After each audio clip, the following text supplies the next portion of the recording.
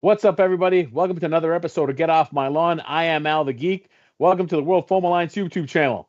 Get Off My Lawn is a bi-weekly show where myself and one Captain Xavier, we go on for about 2 hours, man. We talked about people, well, we talk to people and to you and talk about everything Nerf related. And we're two grumpy old men. So what does that mean? We'll probably approach this as two grumpy old men.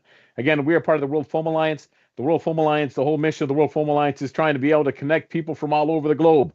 The idea being is that there are so many blasters, about 71 million that are sold annually. That means almost everybody has a blaster, yet no one realizes that there are events, spaces, and other people that are like-minded that would love to play with you, go to events and everything else. So we are creating that space. As always, we are a nonprofit. What does that mean? We make no money. Um, no money. So everything, do us a favor. Be sure to like and share and like. Obviously, the more exposure we get, the more users we get, the odds are we get more monetization, which means we can actually do more things. As you all know, we had some challenges with the website last year. The website is currently under construction, and a new one will be launching very shortly. We're excited about this. I know it's slow, but like I said, this is all our part-time gig, and we throw our resources into it as much as we can, but we're not making any money, so we are figuring it out and we are making it happen. But the new website will be coming up shortly. We're very excited about this. Um, Other than that, I think the only other news, well, for me personally, I have AwesomeCon coming up this weekend. It always seems that I have a show just before a convention. Usually the day before setup is kind of the runaround day, which I've been kind of running, but it's busy, so I'm behind. So I'll probably be doing stuff as we're talking, but you know what? It doesn't matter. It's all good. But yeah, it'll be AwesomeCon. It happens in Washington, D.C. at the D.C. Convention Center. It'll be Friday, Saturday, and Sunday. Also, I will be there with my own booth, and Dart Zone will be there as well. So yeah, Dart Zone will also be at AwesomeCon. They have the big giant inflatable booth. He will be selling blasters as always, and you'll be able to demonstrate them. And you go up and see him in his booth. You will find the man behind the curtain. You will find one Nate Wolfguard cosplay and one Andrew, aka Dart Sweet, Sweet. and me over in another corner. But yeah, we'll be there this weekend. Um, I don't know. There's probably more stuff. Well, we know events are coming up and everything else, man. Obviously, the next one, the big one that I will be going to is Maryland Mayhem. Maryland Mayhem is happening Mother's Day weekend. I know it's we wish it was a different weekend, but it is not. But that's the weekend it's going to be, and next year I'm sure it'll be different. It was either that or Easter. But anyways, Maryland Mayhem, we're looking forward to it. For those that do not know, the World Foam Alliance will be streaming the tournament on Friday. And on that tournament Friday, the people that will be calling it, it was supposed to be KT from Family Foam Sports and the Foam News Collective. However, I think something has come up where he can't be there, which is a shame because he'd do amazing. As a result, tentatively, until I guess they make it official, it will be Team Mega Double XL, which will be doing the commentary on the tournament. So that'll be myself, one Captain Xavier, one Maritime Foam, as well as we'll have Trey, and we'll also have Nate. So look for some fun. We promise to try to call it and not just be, you know, dummies. Although I will be doing no nothing guarantee. but heckling. And they're heckling. There we go, Captain Xavier. What's shaking, brother? How are you? I made a thing. I just Look at finished that. it. Just now. The sun is shining into my shop. I have made a new proton pack tank out of a 6-gallon jerry can looking thing. I added shoulder straps. It literally just straps on, so it will look like I just have a can on my back. Gas can. And it has been made to match one auspicious gizmo.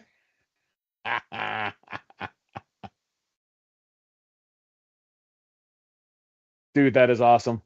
These two go together now. Still waiting on new proton pack agitators from out of darts, but they're supposed to be here soon. So they keep saying. Allegedly. They've been up to some nefarious stuff. I don't know what they're up to. I'm looking forward to seeing what they're up to. Yeah, should be fun. I am in the process of upgrading all of my stuff because I recently got good internet, and that means I can finally do things I've wanted to do since I bought this place.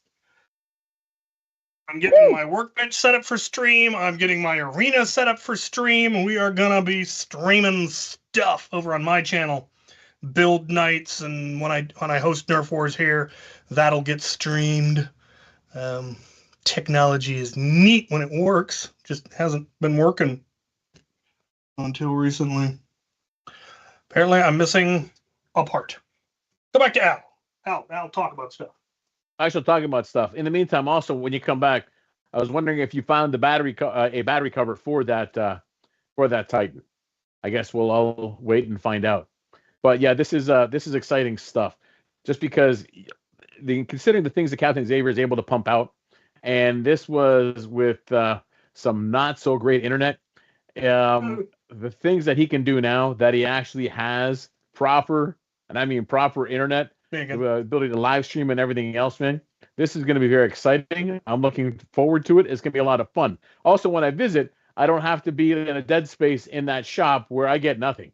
I got that much connection. Zero. The shop now has Wi-Fi.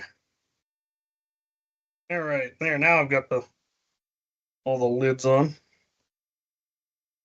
What is your problem? Bitch. You know what's funny? I'm sitting there looking at it, and again, because my first reaction is a gas tank, and I was looking at how you attach like the backpack straps, and I'm thinking, dude, why'd you put holes in it? It's gonna leak. And then I was like, no, dummy, it's just rival rounds. There's no fluid, but it's that automatic reaction. It does need to be airtight, but it is bolted into plastic with washers, and it's airtight enough. All right, so there are washers. Yeah, so bolted D-rings in. And they've got washers and lock nuts on the inside, so it's still plenty airtight, I hope. So what did you use for the shoulder straps? I went on Amazon and typed in shoulder straps. And they're just shoulder straps that have clips that then clip to the D-rings. I then put a rival patch on there.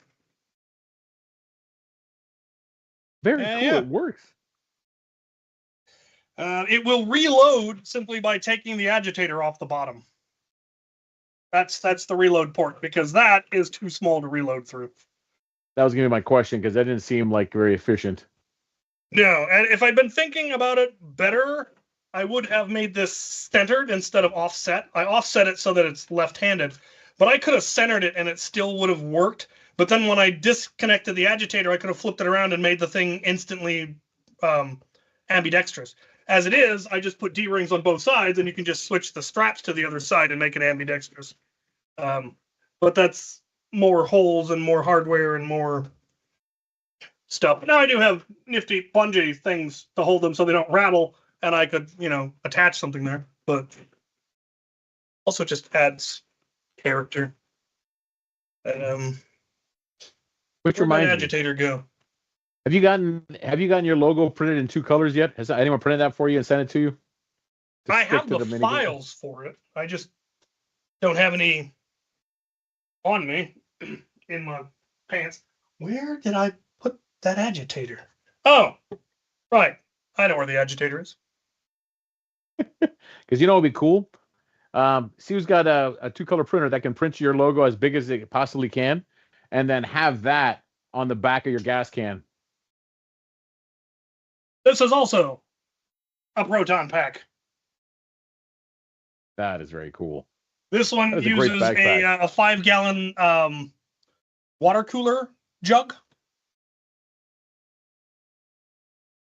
And this is the backpack that I picked up while you and Hixie were here, that he was quite jealous of. And I understand why. I looked it up. This is a $200 backpack. And I cut holes in it to have the hose come out. Because it fits a 5-gallon jug absolutely perfectly. There is no extra space, and it holds 5 gallons. So this one should hold about 1,800 rounds. The gas can should hold about 2,100 rounds. And I have a tank coming that will be here eventually that should hold 3,500 rounds. It's a 10-gallon tank. Where'd you find a 10-gallon tank? What is it for? I mind. It's a water reservoir for an RV. Nah. and happens to be a perfect rectangle that I'm going to do exactly what actually, I'm not going to do what I did to this. I believe I have the perfect item to carry it here somewhere. We'll see when it gets here if that turns out well. But yeah, I need 2 more out of Dart's proton packs, and they haven't re-released them. I need one for this one and one for the gas tank. All right, so you haven't jerry-rigged that water cooler one to fit a agitator yet, correct? No, it is completely functional. Did you put so? Did you use the top hole to fill it? Is that too small? Is that big enough? And then cut a hole in the bottom? Or did you go I upside cut down?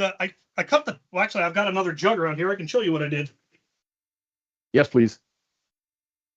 Behold the jug. Now I cut this off, and that's where the agitator connects because it's already tapered and feeds right into the agitator. I then cut the top out and added a. It's an access panel for a boat, is what it's supposed to be. But I'll show you how it looks and why it's absolutely perfect for the job.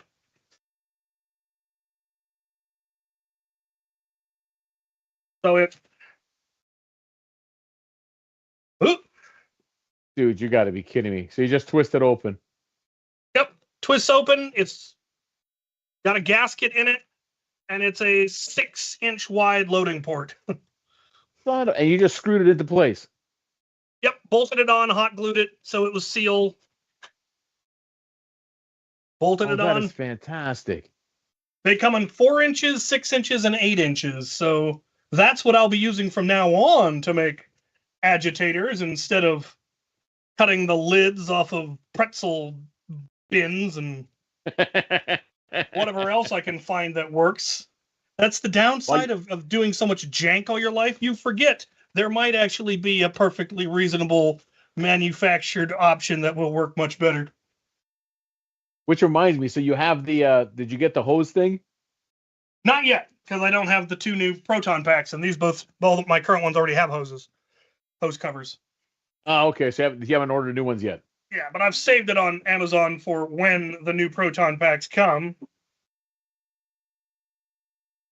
Oh yeah, That's the one. Yeah, that's the one I have. So what are you gonna do with this one? Because I got the same container. Yep. Well, I'm just taking the agitator off of this one temporarily to test on the new gas can one. So this one might end up permanently on the gas can one because this one is actually printed in my colors, and they don't actually normally custom print the proton pack agitators. Yeah. So I don't know that I'll be able to get another orange and black one.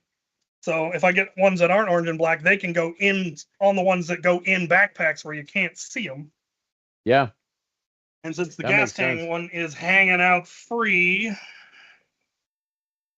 Oh, yeah. And this one needs to be redone anyway because mistakes were made. 1 second. Yes, we have seen that X-Shot has a new AEG potentially. Yes. We will be talking about that. We're just still covering the proton packs for right now. We got some time. And again, we have no guests tonight. It's just us because we felt like it. And that's just how it worked out. Us mooking it up.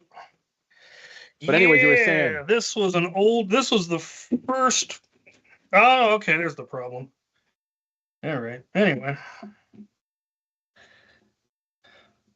So that's the connector for the agitator. And where'd you cut that one into? Okay.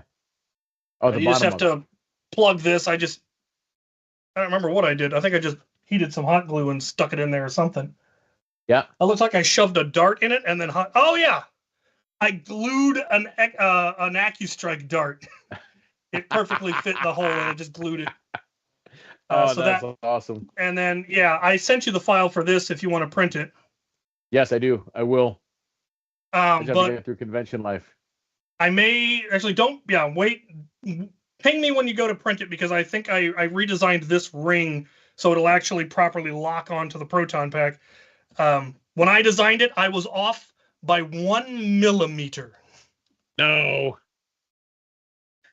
And so it doesn't quite lock into place the way it's supposed to. Yep.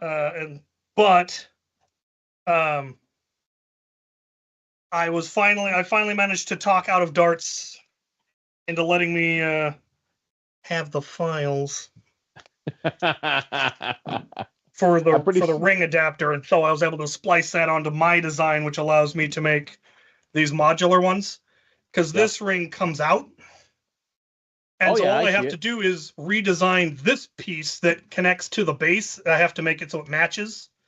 Yep. And then that gets glued and screwed on, and then this ring goes in and gets glued and screwed on, and then the agitator can just lock into it. So that way the agitator comes on and off. You don't have to permanently attach it. Yeah. I like that. Because right now I only have the gas can one proton pack. This should just fit onto it. Rotate into place. And a thumb screw comes in to tighten it. And now it's on. I should clean up this cable management a little, though. Probably. You're just gonna get one of those plastic hose things for to hold cables together. Oh yeah, I've got lots of cable management stuff. Yeah. There's also rival rounds in the battery housing. I also have no idea where the battery door for these are anymore because I haven't used them with the battery door because they've always been in a backpack. You're just missing battery doors all over the place, man. Yeah. Hey, if anyone out there has a battery door for a Nerf Titan CS50 they don't want, I am in need. Yeah, I'm definitely going to want to change where you come out. Probably change it to there. That's probably where it was supposed to come out in the first place. So again, everyone, two things he's looking for: battery door for a CS50 Titan. Again, the Nerf Titan. He just needs a battery door, and then also print his logo in black and orange, and send it to him. One in about a 2.5 to 3 inch height, and then one as big as you can. Please and thank you. Remember, as he says, sucks at marketing, so we're going to improve on that. By the way, yeah, we haven't had phones in a while. Well, we do not have phones on tonight, so sorry about that. Yeah, one of these days we'll get back to actually having the show be a call-in show. That was one of my favorite parts. I know. We'll have to have discussions with the man behind the curtain. Exactly. Derek, you goon. We have a couple of men behind the curtain. You have a wife and children you actually want to spend time with. I know. What the hell? Inconsiderate person. What I'm trying to think of some old Looney Tune ones. What a Tarara Gundie? Is that what something? What a maroon. What a maroon.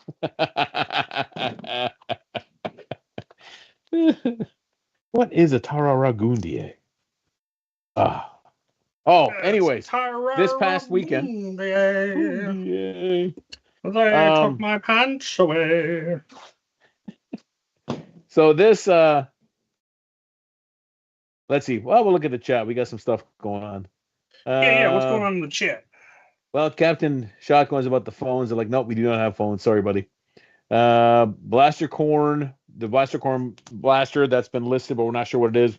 When that gets released, that should be good. Why is my Recon keep chewing up my waffle darts? Don't use waffle darts in the Recon. Is it because for the Recon, the dart's got to be smaller? The head's got to be smaller than the foam? Isn't that long shot do the same thing? Well, how is it like? Is it chewing up the back end? Is it chewing up the front end? What's it doing? We need more information. Has the blaster been modified? Good question. Jim is here, but I don't think he has cheesecake. That rich. I fully intended to get some cheesecake while I was in Spokane and never managed to get to the place that had it. Why not? Their hours were weird. That, apparently everything in Spokane is closed on Mondays. That's weird. Okay. Says he doesn't have Nerf darts and that it's the back end that gets chewed up.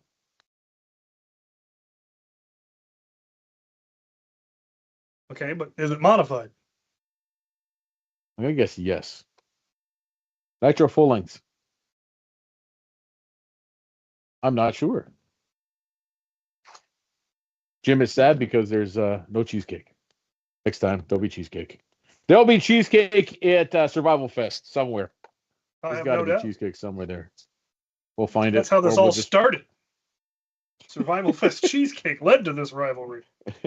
No, that was Maryland Mayhem. Oh, that was Mayhem. Cheesecake. Yeah, that was Yes. Mayhem. All Not right. modified.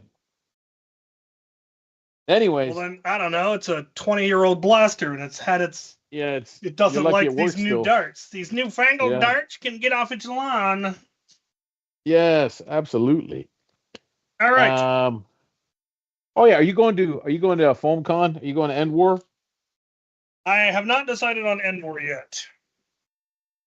It will kind of depend on funds and timing and lots of other things, because that's smack dab in the middle of summer, whereas Survival Fest and Mayhem are kind of right at the beginning, and Rag and Mall Madness are at the end.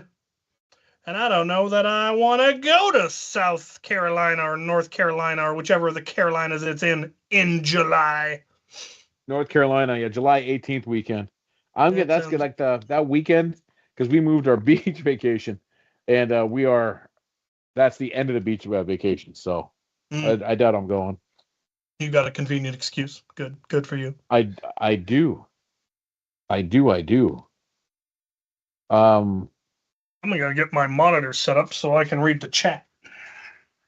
Yeah, man, go set up your monitor. What was I gonna say? We were talking about something. I got distracted by the chat. Damn it! Oh, this past weekend. So I'm in Northern Virginia, just outside of DC, and Richmond, Virginia is about 2 hours south of me. So I actually went to Richmond, Virginia on Saturday for the day to GalaxyCon.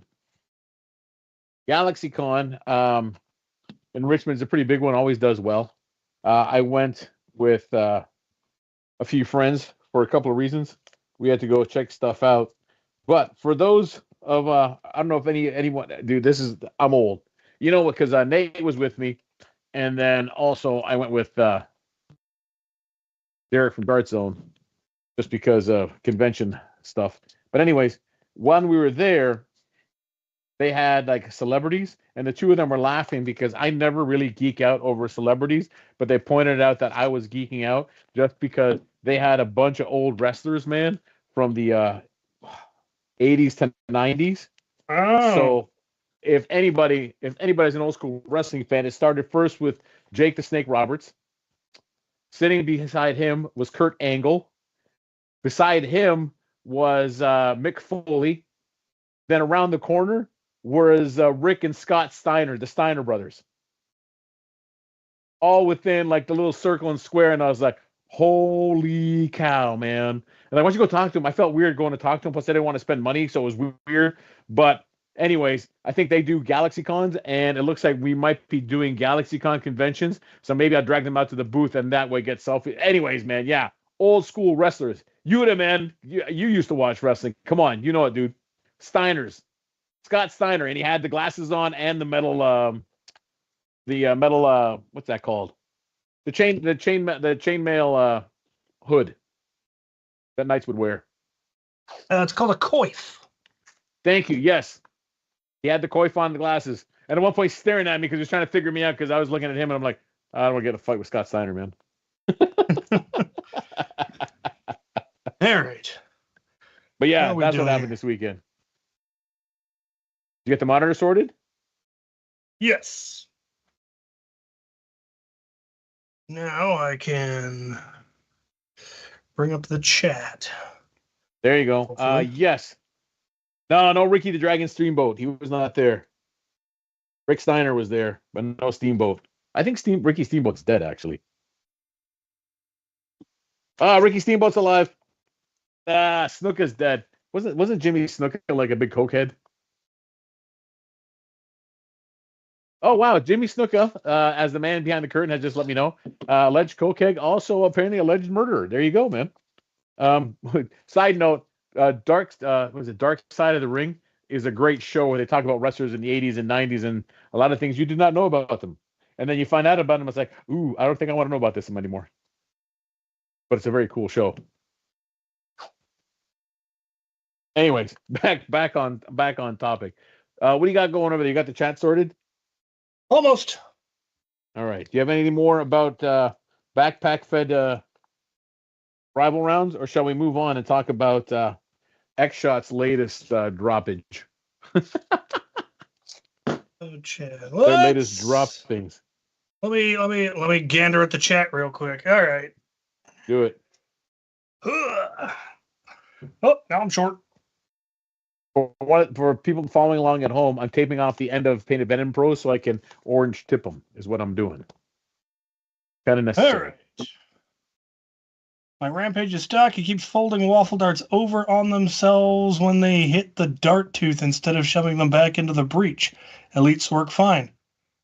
Well, yeah, the barrel fit is probably too tight for the waffle heads, which are probably a thicker foam. That's brutal. I am planning to go to Survival Fest. As am I.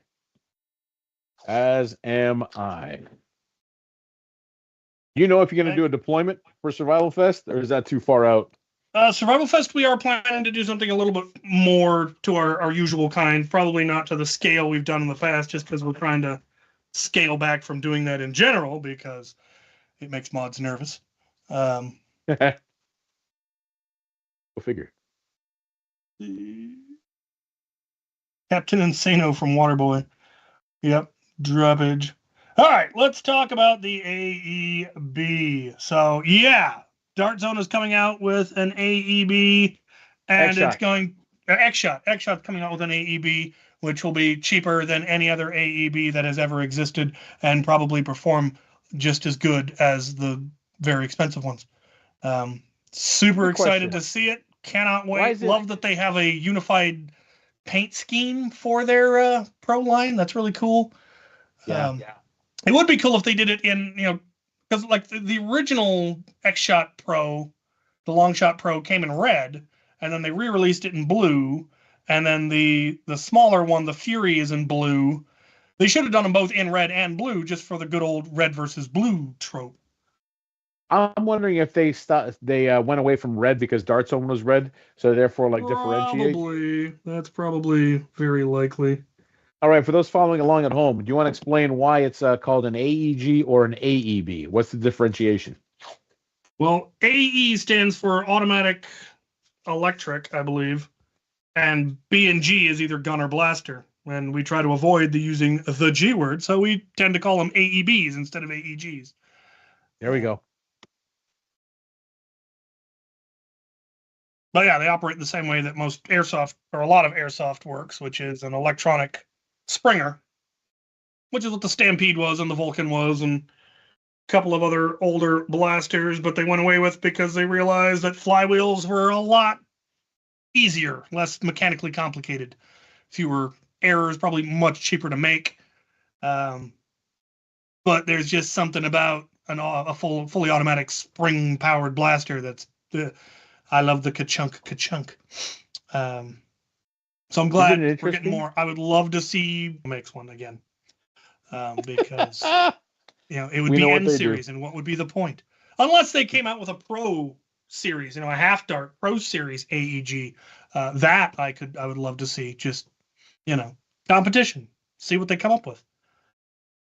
So circles I've been talking in, it's the doubts or just sheer curiosity that if it actually truly is an AEG, how they've done it for only $70. Yeah. Well, it's because their plastic is, and I mean that really is it. The thing about X-Shot is it kind of replaced Busby as the budget option. Their plastic was cheaper, their darts were cheaper. They were able to make a really cheap blaster, but it feels really cheap. It feels flimsy. The plastic feels thin. Like if you drop it, it'll shatter.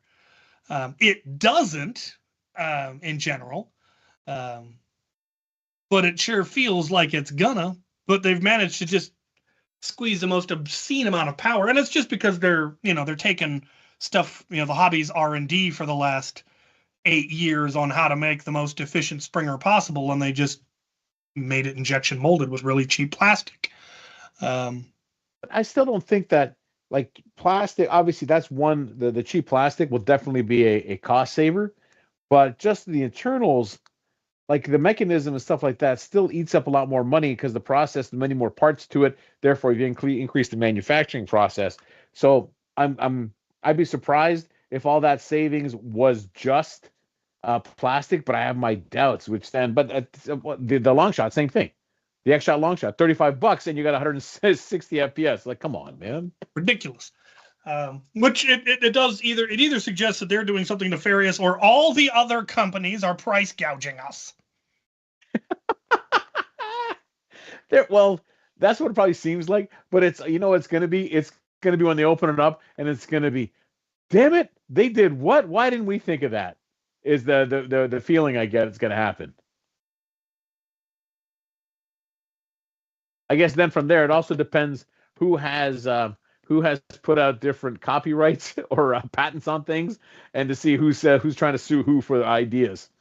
True. Though I think most of the functional mechanisms for like AEGs go back to the early airsoft days, so they're probably well and thoroughly no longer patentable or fully patentable anyway. That makes sense, most likely. Who knows though? Who knows? I mean, they're also probably being built in a Chinese sweatshop, so there's ways to cut costs. Always.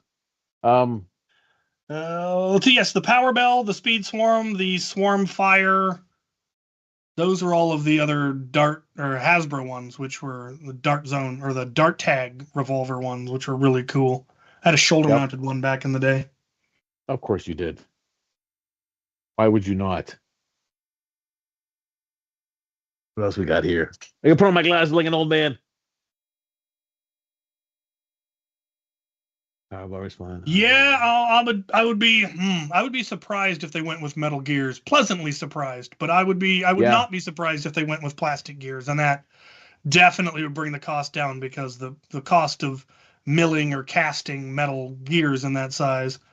But it would be real hard to get. Well, I know that's the thing is blasters have gotten so much more efficient with better plunger tube designs, barrel designs, going to half darts, that you don't need to be it doesn't need as heavy a spring as it used to get lots of power. You look at things like the Lynx and other relatively small blasters that are still getting insane FPS just because of better engineering.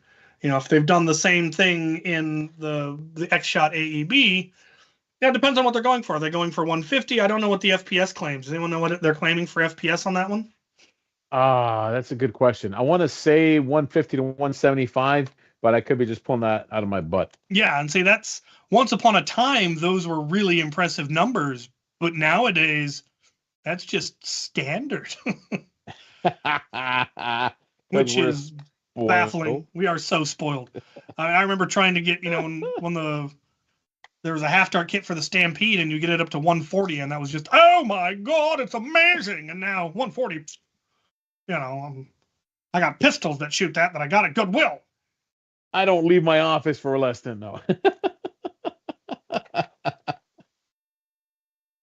It will be, I think, you always love it when someone does this. You know what I mean? Even if it's an utter failure or just not that good, because they've broken the seal. It's much like when Dartzone came out with the Nexus X Pro and they went successful, then it's like, oh man, we got to jump on this.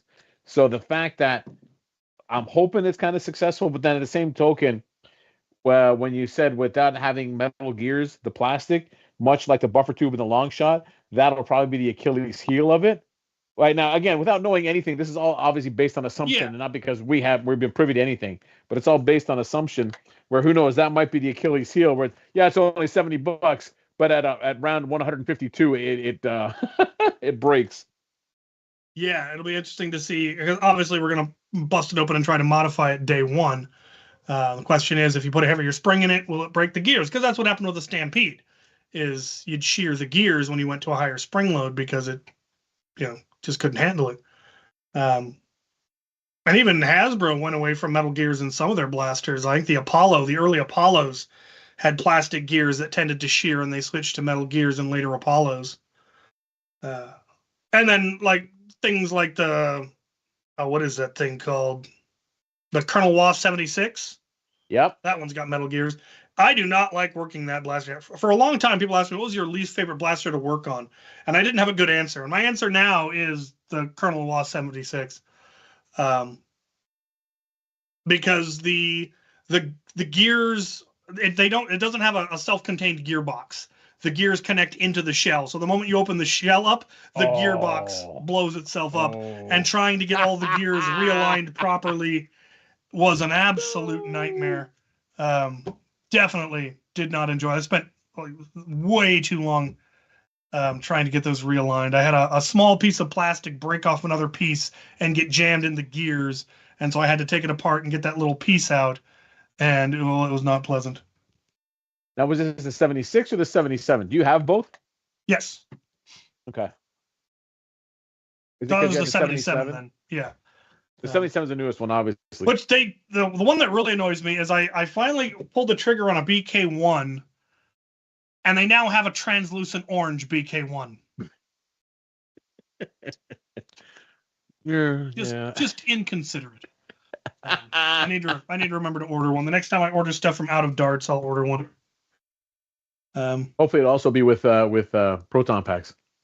Yeah, that's kind of what I'm hoping. Let's see. So then, based on, this is obviously the first AEB, and if we get more, will this then be the death bell for flywheelers? No. No, because you'll never. I don't think you would ever be able to get the same rate of fire out of an AEB that we have managed to get out of flywheelers. It's just way too much easier to make a select fire, high rate of fire flywheeler than an AEB. You'll also never get them as small. You're never going to get an AEB the size of a pew pew or even a momentum. Yeah. There's just too much more you need to have in the shell with the gearbox and the whole plunger system. So there will always be a niche, but it will depend on where they go. And that's the thing is people are doing it, which means they think that it can be viable again. They saw the success of things like the soldier or the Colonel Wasp 76 and 77, the inverted scales, the BK1S, the BK2S, and decided it was worth looking into. And clearly they did get it developed. So it will be interesting to see if the other big companies, like I said, I'd love to see Workers take. I'd love to see Dart Zones take. I would love to see Hasbro give it a go at a Pro Series, just because more variety and more, competition, and somebody will figure out something. Truth. Being spammed. Now, bugger off. What else do we got in the chat? Blaster Barn.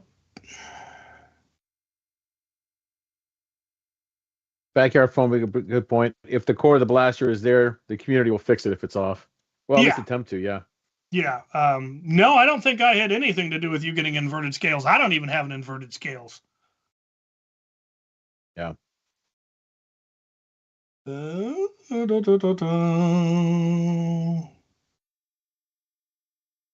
Yeah, that is a good point. What's that?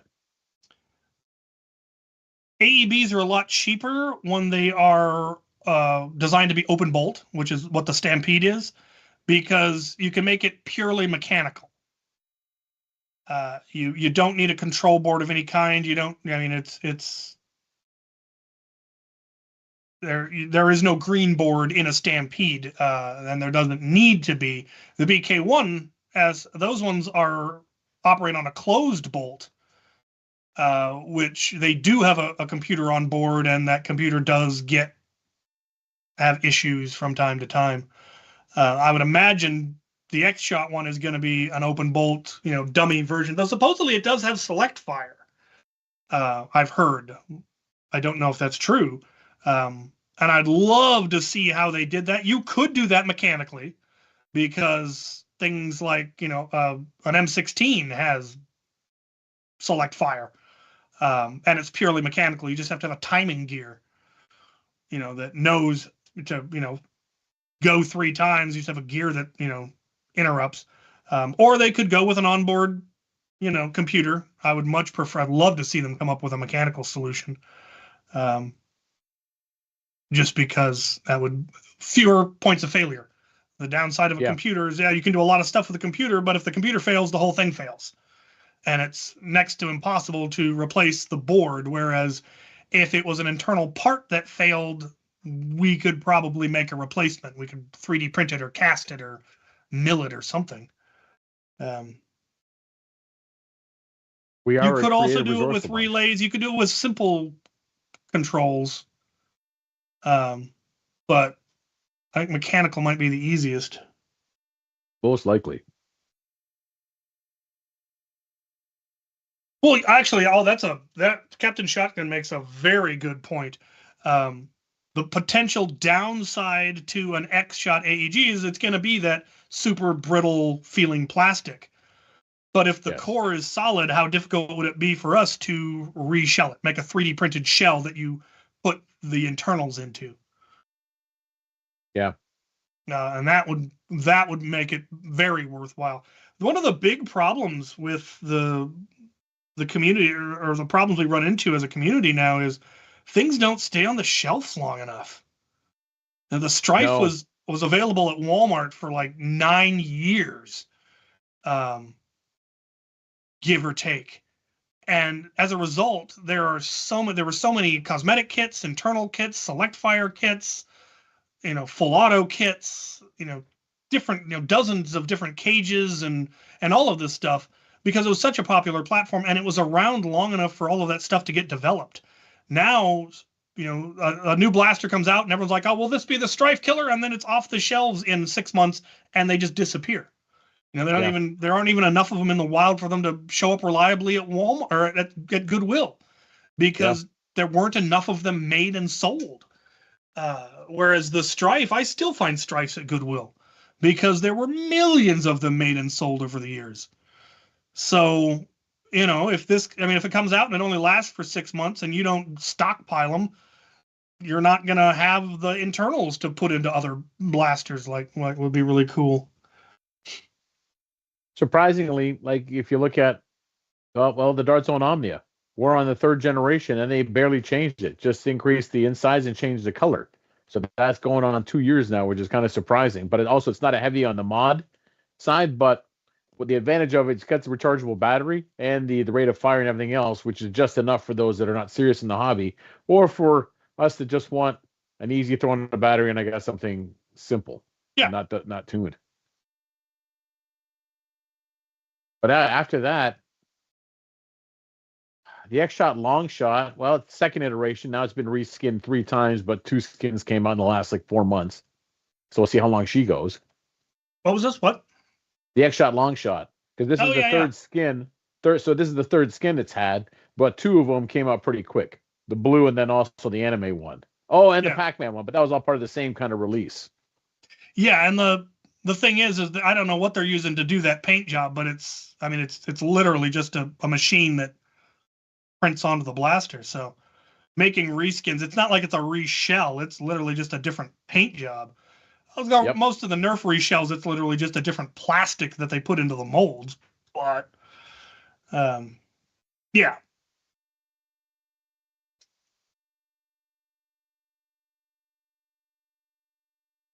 Yeah, the Omnia tried to be a cheap man's FDL3, and you get what you pay for. Yeah. That's... No, really.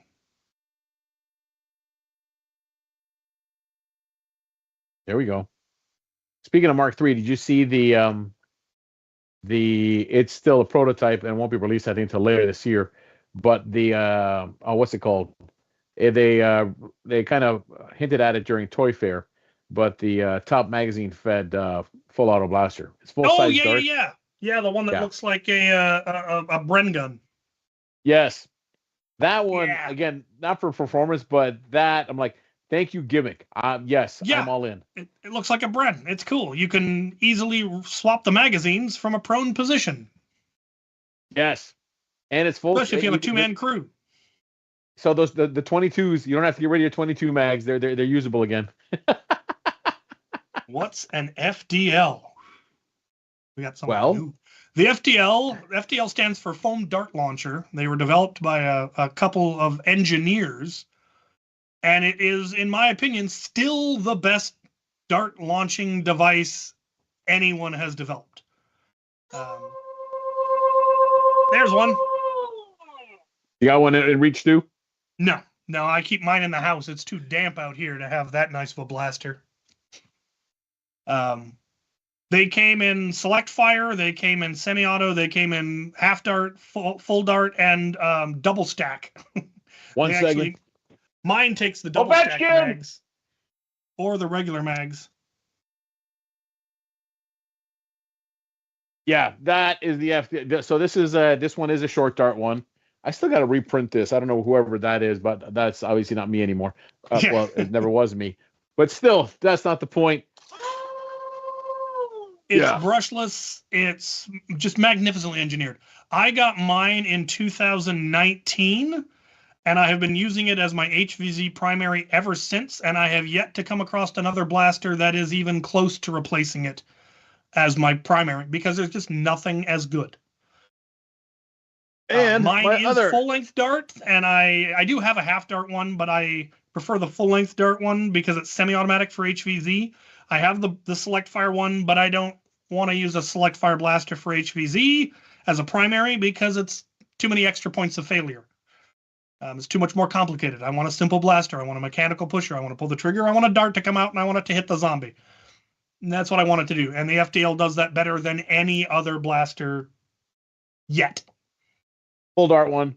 And this one actually came in black and yellow. And again, wasn't custom printed aftermarket. I got it from someone, and it's like, Al, you want this one? Yes. Yeah, I got my half dart one. I smuggled it home from Denmark. And it was black and orange and had glow-in-the-dark flame patterns on the sides. You're like, oh, yeah, this is coming home with me. Yes, it is. Threw money at the guy. Here you go. Please, give it to me. Yeah, the FDL. And the FDL, they stopped making them in what, 2021, 20, 19, 22? 2020, I think. I got one of the last ones was the one that I got printed before they shut down. 5 years later, and still think, well, the Pew Pew, but that's a different category. Pew Pew is an entirely different blaster. And even I would take the FDL as a primary over a Pew Pew any day. The FDL is still just a little bit more reliable in some ways, for my opinion. Now, I have run my Pew Pews as my primaries, and they have wrecked anything else. But there's some stuff that is getting close. The SBF is good. Yep. But it probably won't be until the SBF 3 that it, in my opinion, really beats the FDL. Yes. I would love to see more major companies make brushless blasters. The only one that I can think of is the Diana. Yep. And it's a great pistol, but it also has its own little issues. But I would love to actually see Worker or Dart Zone come out with a brushless primary. Just because they're so much better. Oh, it's come up a couple of times. Have you? I have not followed along. I've been busy. But did you watch Merge Masters at all? No, I need to because I've been wanting to do a serious merge for many years. I did watch. I've watched a lot of Mr. Nathan's stuff just because I needed to learn, and there is no one better. His work is magical, frankly. I've seen the inside of one of the blasters he did an integration on, and I knew where the seams were, and I still couldn't find them. That is something else, man. When you can pull that off. How? He's cheating somehow. There we go. for the newbies, what's the difference What between is the difference brushless between flywheels? brushless flywheels and brushed ones? So it's the motors. So brushed motors are your typical electric motors. It's got 2 pins. You hook power up to it. It spins one way. You flip the power the other way. It spins the other way. They're brushed because of what's on the internals. There is no easy way to control the RPM. You can put like a pulse width modulator and turn down the voltage, but that comes up. You also lose current when you do that. So the wheels will be going slower, but they also won't be going as powerfully. Whereas brushless motors are the kinds of motors they use in drones. And so they are infinitely controllable. You have to have a computer on board that tells the motors exactly how fast to spin and in which direction. And so it's really easy to make them adjustable. You have a dial that'll change the RPM, but won't change the current. So it still has a lot of power. It can still keep up with a high rate of fire, but you'll have lower FPS. The downside is that it does require you to have some kind of a computer on board. Now, you can make a really simple one where all it does is make the wheels spin. Like my smart gun, oddly enough, isn't that smart. It only has 2 settings of either give me about 120 feet per second or 150, I think is what the top speed is. And there's just a button that I push that changes the FPS. But you can do that. You couldn't do that with brushed motors nearly as easily. And it makes it much easier to then, because you already have the computer on board, it makes doing things like select fire and whatever else a lot easier to do. You know, if you wanted to put in an ammo counter, you already have an Arduino in the blaster. Hooking up additional sensors and readouts and whatnot is just a matter of knowing how to code. Code? You know how to do that? No, come on. It's what I do professionally. There it is. I am a software engineer. Woo! Don't mess around. I feel like there's some other things we should address and talk about. Remind us if we have forgotten. What did I do? Oh, that's right. Okay.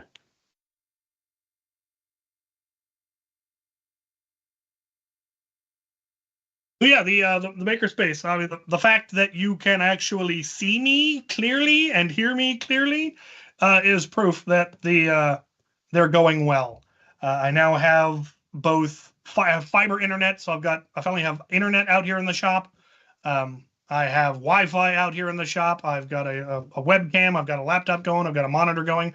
I have a monitor mount. I will be mounting a monitor from the ceiling above my workbench. I will be using the GoPro. I haven't figured out how I'm going to mount it yet. But the plan is to start actually streaming some things. I don't know what day I will do them on, but it will be mostly just me modding a blaster. I'll pick a blaster to mod. I'll acquire the parts, or I'll put out a survey of what would you like to watch me mod, and I'll do a stream where I mod it. You know, it'll need to be a simple mod, a rewiring, or a spring upgrade, or something like that. But that I do believe I have all the parts. It's just a matter of actually mounting it all, doing the cable management. I might need one short extension cord to plug in the monitor. Maybe. We will see. Unless I can find a really long monitor power cable. Nah, rewire an outlet right above your head. You're that fancy. Come on, you can do it. I should, actually. Because that way you can plug in other power tools right above you. Well, I plug in the power tools under the bench. I've got plugins on either side by my knees. That way I don't have stuff hanging from the ceiling as much. But put an outlet in there, man. I should. I still need to finish the wiring out here. I'm also, I mentioned this earlier, I will be doing live streams of my Makerspace tournament, or my Nerf Wars that I host here, which are private invite events that I tend to invite the notable folks of the Pacific Northwest. So Out of Darts and his minions, which now includes Dr. Flux and Lucha Thor. All of the crew, of course, are invited, and various other notables come to those events. So all the big names in the Pacific Northwest. And we will now be town, live I'm allowed streaming. To participate. What? When I'm in town, I'm allowed to participate. Yeah, Al's been here a couple of times. There's been other fancy people that have been out here. And so I'm planning to set it up so there'll be 4 cameras altogether. one pointing towards the green side of the arena, one pointing towards the orange side of the arena, one pointing towards the center, and then the laptop that's running all of that will have its webcam on, so we can do interviews of people and they can talk about their loadouts and battle plans and scenarios and whatever. You know what I just What had an idea when you about said that? Hold we're on. not we don't ask those kinds of questions. So I guess, well, it's like always. Some people do their own things. So, when you mentioned to me earlier that setup with the arena, because if Captain Xavier, when he has a thing going on in the arena, he likes to be up on a ladder watching and like kind of like reffing or kind of running the game. And so I think what would be fun, dude, if you actually got like a shoulder mount camera with the mic so that you could actually be talking in the feed as you're yelling. Never mind like a camera, so it's almost like picture in picture, your face and you talking. So it's almost like at this point you can like shift Nobody your eyes needs to to the see camera my and say, face. They can just listen. "Oh, trust me, that'd be a lot of I will fun." just yell loud enough; it'll be plenty. Yeah, but the facial expressions, I think it'd be a lot. Now, it doesn't have to be the first one, but as you develop it, having that option, you push the button, and it's like right here, and all of a sudden you're like, they have no idea what's going on. This is gonna be really funny. Watch what I'm about to do right now. It's that kind of commentary which would really add to it and be a lot of fun. What I would love to eventually do is not only have the live stream, but also then get GoPros for everybody and get even more footage and, make long form videos now that I can actually upload a long video. If you can randomly show up on the day I'm having an event somehow, you'll be turned away at the door. Correct. Invite only, there otherwise is see you later. no beef with Walcom. Walcom just doesn't come to events anymore. Yeah. If you want to know why, ask him. I'm sure he'll have some things to say. He's on the invite list, and he used to come. When I first started hosting him, he did come. And then he quit.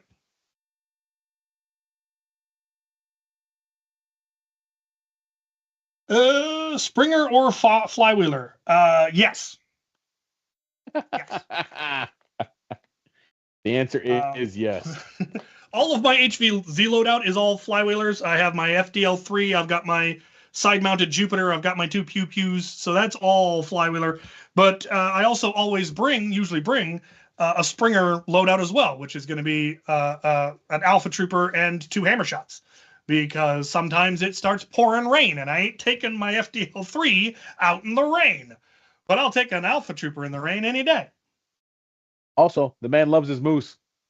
I do enjoy my moose, though I ain't bringing that to HVZ. They won't let me. I wouldn't want to try to travel with that. I don't think that would travel well. In the right gun case, it will. See, unless no, let's not go down that path. That's a dark path. Okay, I don't want to know then. Yeah, I do have some fabulous springers. My moose, the mammoth. Though I enjoy shooting the moose more than the mammoth. The mammoth is a beast. I love having one, but it is terrifying.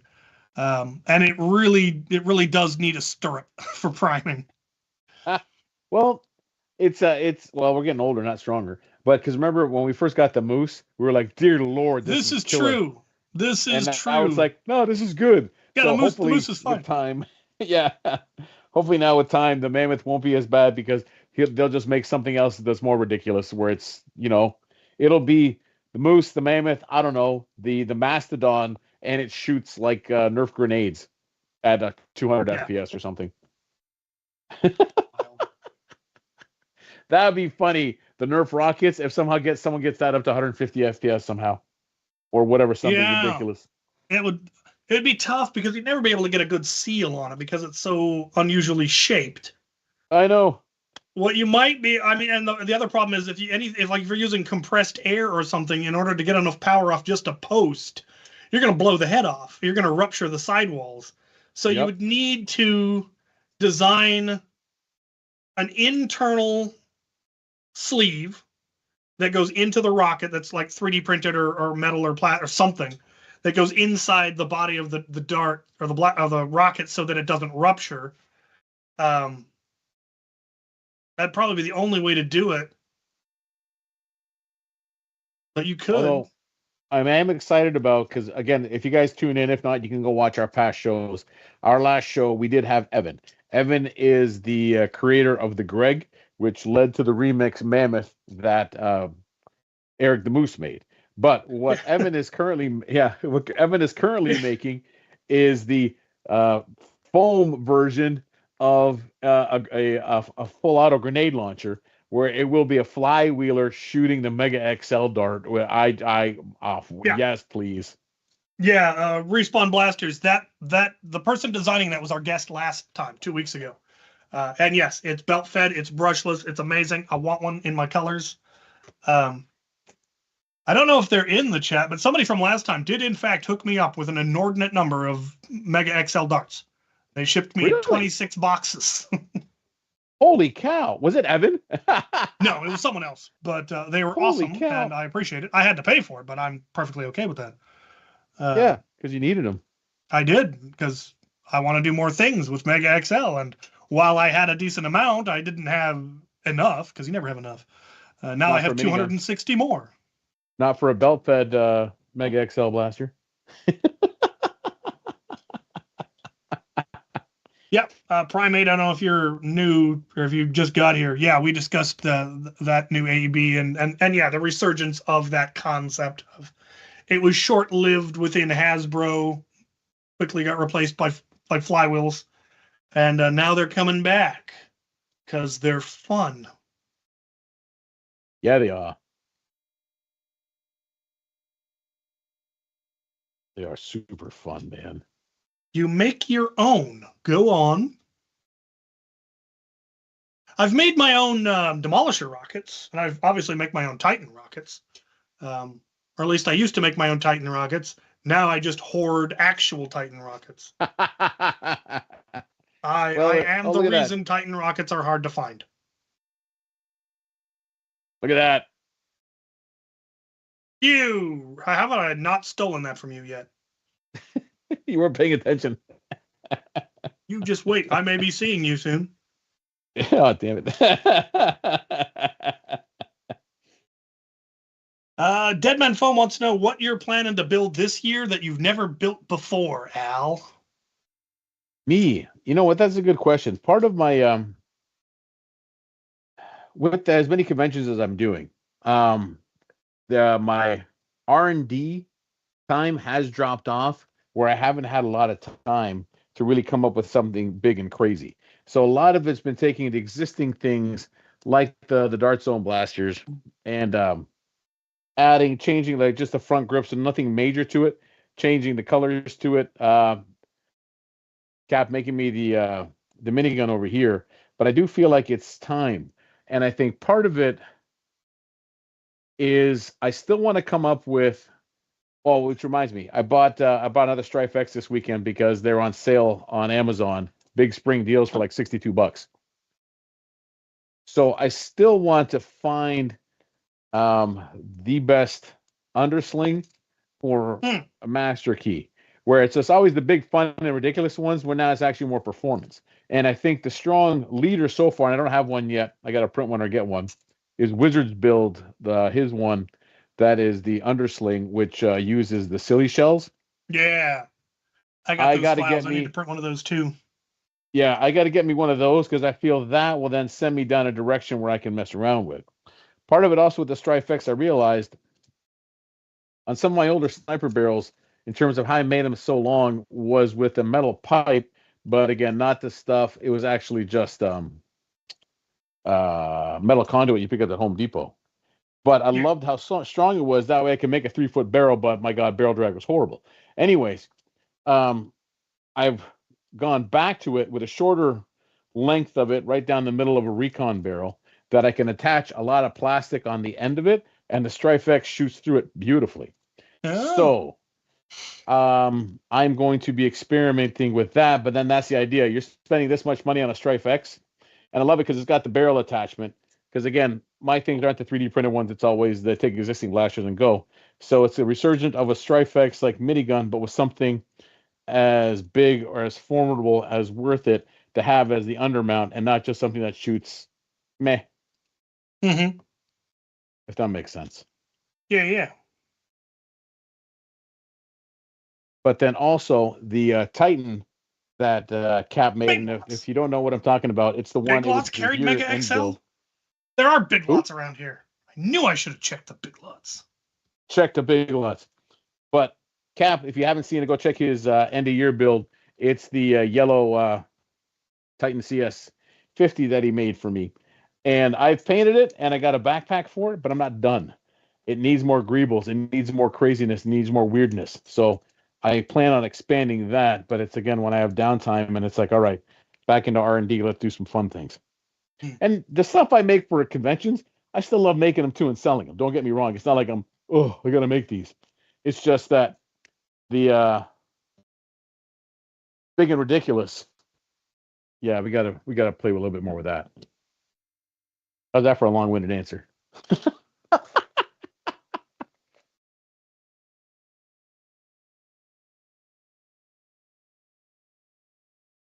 Yep, see, there it is. Wizard builds. He's in the chat. Skeleton keys. Yep. That's exactly what I'm talking about. In case those following along did not know what we're talking about. I barely know what we're talking about. Hey, I need to get to a hardware store and buy some bolts. Oh yeah, absolutely. I need to attach the GoPros are going to get, or the webcams for the arena are going to get attached to the game clock, which will make setup easier, hopefully. Oh yeah. And yeah. Primate, I should do long form videos. Here's my thing. I hate and have zero patience for editing and filming stuff, which I love these live stream things. That is my downside. And I know it's like, well, just learn how to do it. And I finally realized the older you get, the less time you have and the less you want to learn new things. And it's one more thing and one more thing and one more thing. One day I hope to do it, but right now it's just, man, time. Time is that's not a classic old dudes like, yeah, whatever, dude. No, it's true. The older you get, the less time you have for anything and everything. Oh, the older you get too? I miss being 20 something and in my teens where you learn something in a heartbeat, where now it's like, what do you mean I actually got to look at this long? Now I'm just complaining. I'm not that old, but yeah, I'll get it sorted.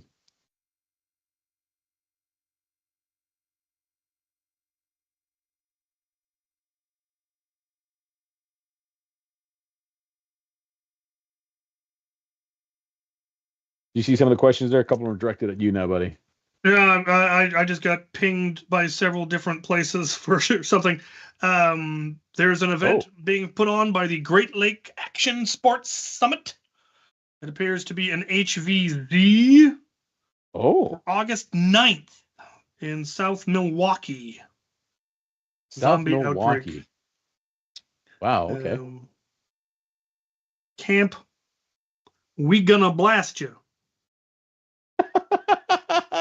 I love it. All right, full points for that name. I like that, man. Yeah. We Gonna Blast You. So if you're anywhere in the Wisconsin area, there's an HVZ in August. Look it up. Great Lakes Action Sports Summit. Who else pinged me? Somebody pinged me about the homemade Mega XL on the Discord. I want to see that. Stop pinging the man. He's doing a show, man. He'll talk to you later. No. What foam are you using for that? Send me the link to that. That's what I want to know.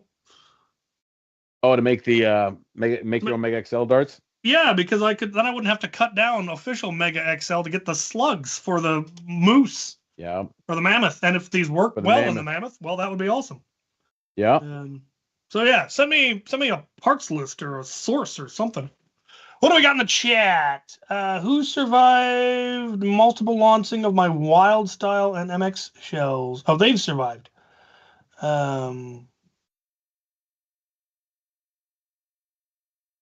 Yeah. The pick for my MM build, very cool. Oh, you know what Pixie made, and he sent me a picture of it. He made a Protean, and then he put the skeleton key on the bottom of it, and it looks freaking amazing. Those crazy Canadians. Has I the am range envious. series made me fall back in love with any blasters you had forgotten about?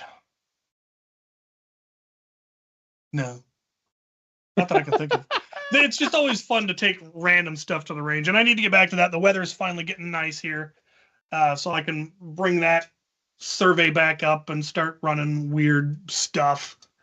It's always fun to play with ammo types you haven't played with in a while. If anything, I think it's the other way around.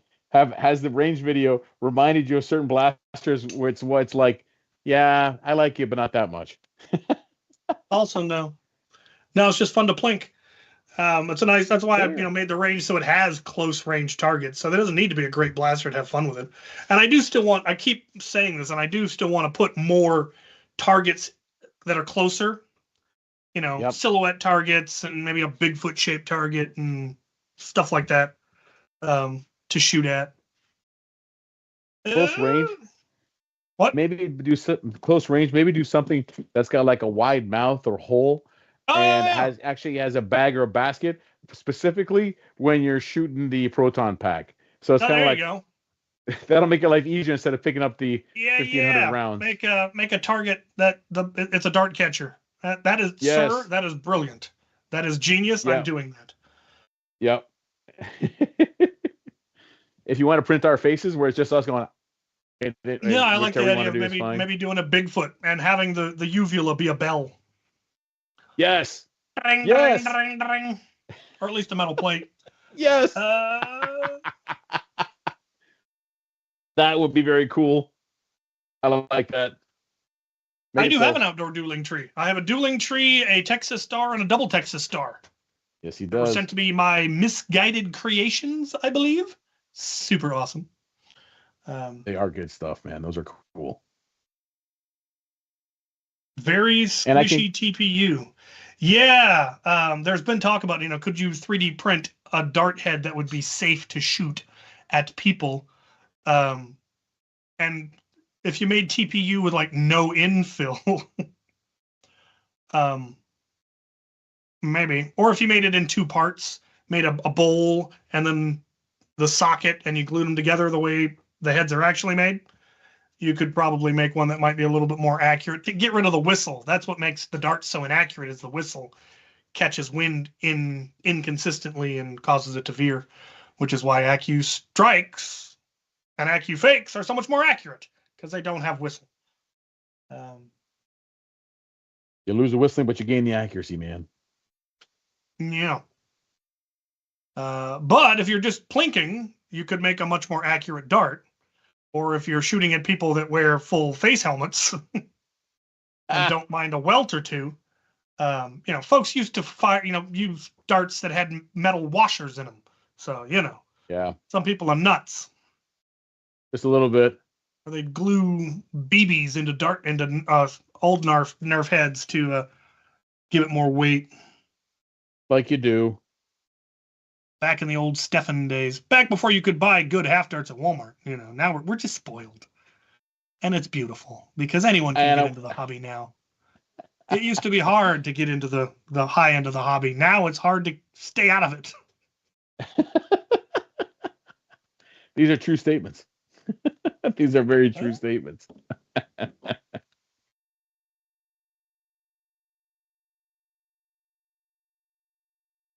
One thing I haven't actually decided yet is what blaster I really want to use with this tank.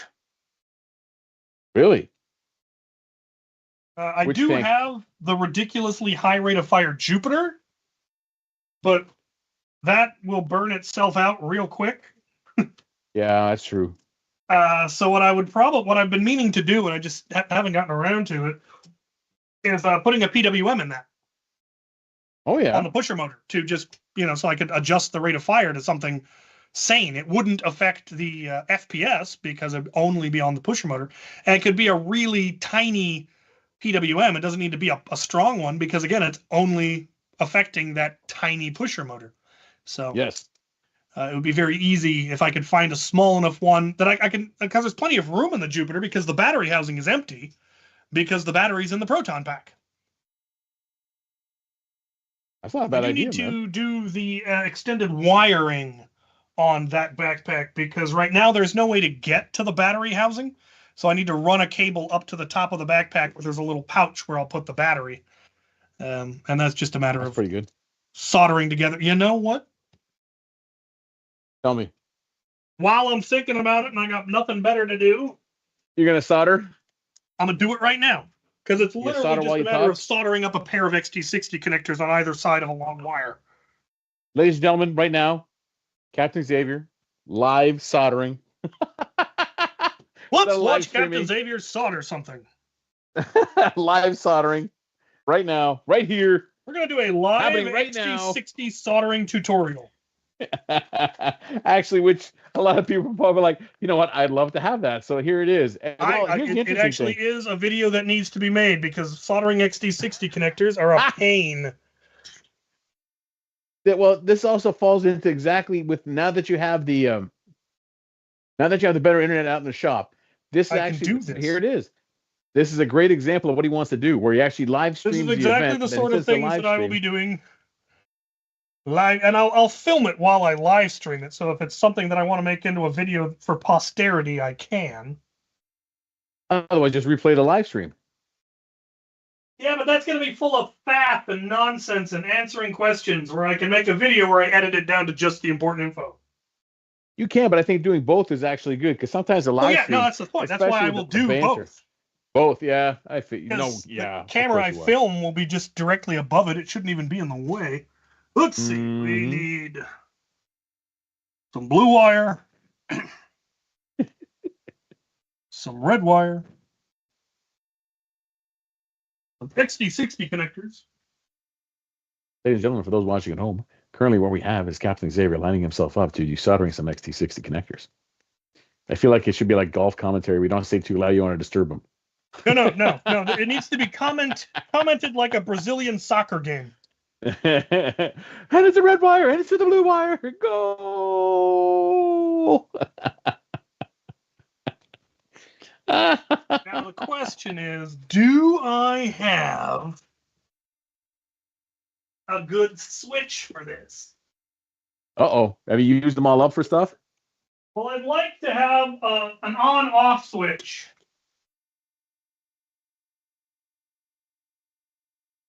So you don't have to go into the blaster to turn off the proton pack. We have discussed this. Solder. Yes. Live soldering. Oh, my switch is 3-position. Didn't you? I don't know. Look back at one of your videos where you organized the shop, then you remember where you put it. 2-position switch. On and off. You're fancier than that. Come on, man. You got other stuff. Maybe. Kinda. Sorta. In the comments below, how many of you know how to solder? How many and be honest, are you any good? You've never soldered? Dear Lord, I hate soldering. Let us know, man. Those are your 3 options. Sound off. I want to hear what you say. I think that's also the best part about this hobby, is there are many different options of it. If you're great at soldering and doing electrical things like this is perfect. If you're good at painting stuff, like me, there it is, you do that. If you just like to play with them and play with them, you can do that. There's no like real wrong answer. There's no, you only can, you got to do all these things. There's so many things they can do, which is why we can get so many people in here, and it's so diverse, because it's not just a one-trick pony. It's like, nope, you do this or you're out. Yeah, I mean, you can get into Nerf and just go springers and never have to touch solder. Or you can be like me and prefer the wiring because I'm not good at tuning springers. You know, if I want my springer tuned, I hand it to Luchathor and it comes back with a perfect seal magically. I don't know how he does it. Magic. It's Luchathor. It is. He's magic. I love that he now works for Out of Darts. He's in the right place, man. Yep. And the good thing, I mean, like, the job he had before is the reason he can now work it Out of Darts, because he used to manage a warehouse, and now, or he did the inventory for a warehouse, and now he does inventory for a warehouse. But it's so full of everything that he loves. Their processes just by going, why are you doing it like this? Well, we've always done it that way. Yeah, well, that's dumb. We're going to do it like this. Don't do it like that. This is the way. Yeah. This is the way. Now he has no stress. He's doing what he loves. He's working with friends. It's just awesome. And he's closer to you now. He is, but they still haven't come visit me, the thinks, because they're doing so much awesome stuff. Ooh. That I'm not being invited to. Because, Also, I don't work for them. Also, for those following along at home, the Pacific Northwest, although they do show up a lot of their own events, you also got to remember it is a big place and they all live much farther away than you think. And you know what? It is a celebration now that he has a couple of people that are only an hour away from him. So just take that into consideration. 1 hour away, and he's excited, very excited about that, which tells you how far away everyone else is. Okay. So here we go. See if I can get this in frame decently. Oh, we have quick, our XT60 connector. We are going to be using both ends. So I'm going to be soldering to both ends of this, and that's just going to make an extension cable so that the battery that's in the backpack can reach the actual proton pack. I've got blue wire for negative, red wire for positive. I've stripped them. We're going to twist them. We're going to dip them in the flux. Do not try to solder without flux paste. It will make you sad. Adding just a little bit of flux changes absolutely everything when it comes to soldering. How does it change it? Why is it so necessary? The solder will go to the flux, and it makes soldering infinitely cleaner and easier. You're going to want a gizmo. This is for cleaning the head. You want to keep the head clean. If your head gets all crusty and burned, it's not going to transfer heat well, and it's going to make soldering a pain. If your tip does get crusty, you can get tip cleaner. And it just shines up the tip. See, now it's shining again. We're going to take a little bit of flux. We're going to put some flux onto the soldering head, and then we're going to do what's called tinning. So we want plenty of solder to be on the wire before we even try to connect to the XT60, or it'll never connect. The flux is what's sizzling, and it makes the solder just go right into the wires, just soaks into the wire like it wants to be there, because it does, because the flux is making it. We're going to do the same thing. We are going to put a little bit of flux on our XT60 where we want the solder to go. So we're just going to scrape a little off the edge right into there. And we can hold this on here. We are going to use heat shrink, of course.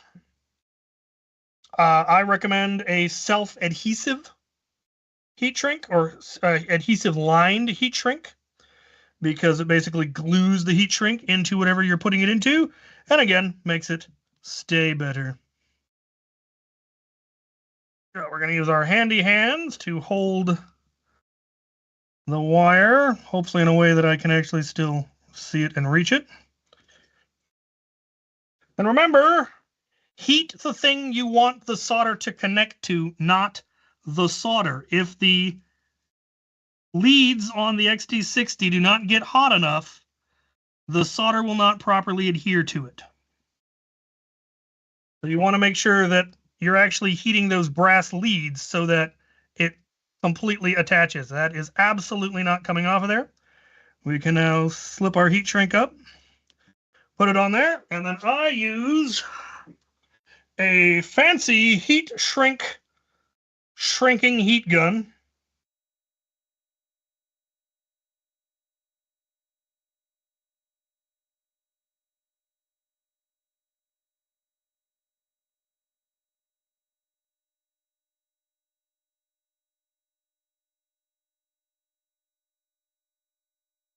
Oh, look at that thing. Are you still there? I can't hear you. Focusing, but you can actually see the glue that's in there. And so that is not ever coming out. That did not quite get hot enough.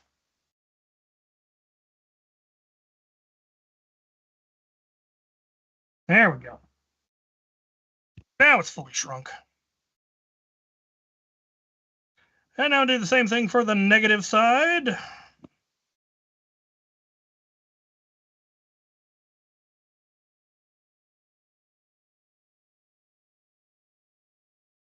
Use our handy hands to get everything placed. Oh, why are you coming loose? Oh, because you're ancient and coming loose. There we go. There we go. All right. Can you all see that? Doesn't look like it's very well focused. Focus, you wretch.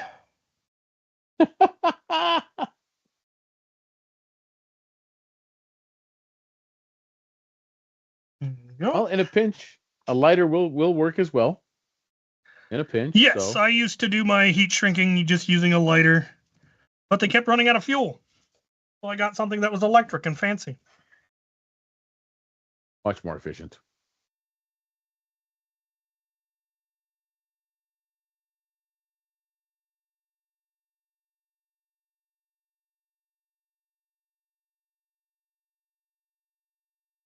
All right.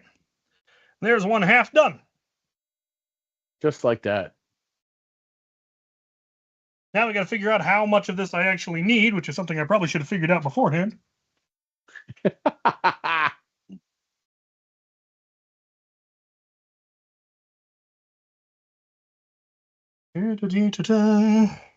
Pardon me whilst I make a very crude measurement.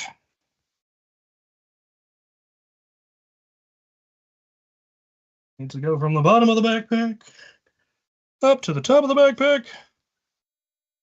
So that should be plenty. So then what kind of soldering gun do you have? I use a Weller. It is a, does it have the name on it anymore? This is a WLC 100. 40 watt. It's adjustable. Very nice. All right, we're gonna. So what temperature do you set it at when you solder? I typically set it at 4. 4. I don't know what that translates to in Fahrenheit. You do want it to be fairly hot, but you don't want it to be too hot, or you will melt things you don't want to melt. Truth. One thing that I do recommend when doing your XT60 connectors is, if at all possible, do have both ends plugged in. It will act as a bit of a heat sink and will keep you from melting your your jack. Oh, interesting. I was wondering why you kept it together. A very real problem.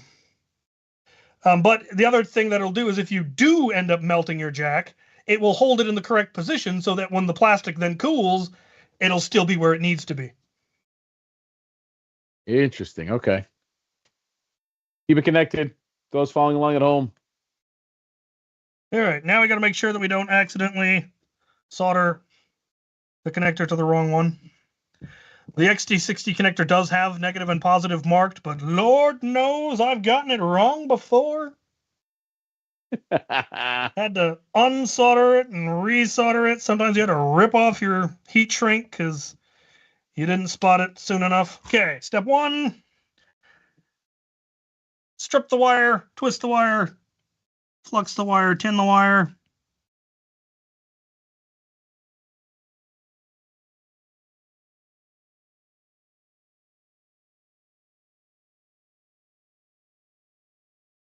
And what kind of flux do you use? Is there a specific one? I'm using OT, water-soluble flux paste.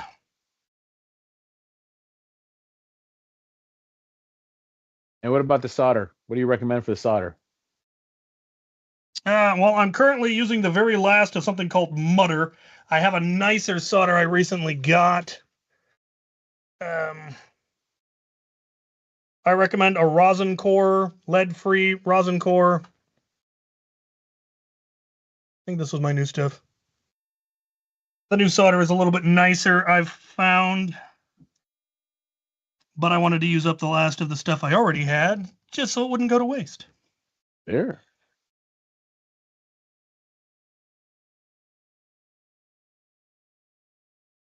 Come on. Oh, get in there.